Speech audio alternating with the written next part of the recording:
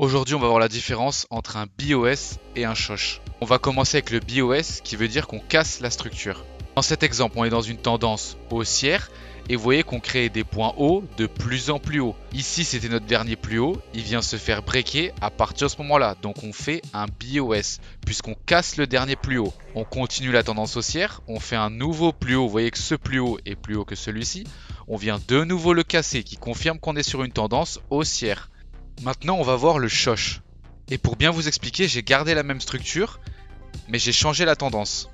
Là, vous voyez qu'on a fait des points de plus en plus haut et on n'est jamais venu récupérer les points bas. Donc les shosh ne sont pas valides. Par contre, si le prix n'a pas assez de force et vous voyez qu'il crée un boss, mais que derrière, il vient casser ce plus bas, cela va nous créer un shosh qui va nous déterminer un changement de tendance. Dans une tendance haussière et qu'on va maintenant potentiellement passer dans une tendance baissière.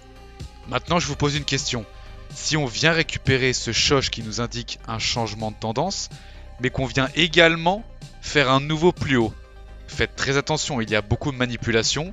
Ce concept est valable dans toutes les time frames, mais cela veut dire qu'on est dans une tendance indéterminée, donc faites très attention.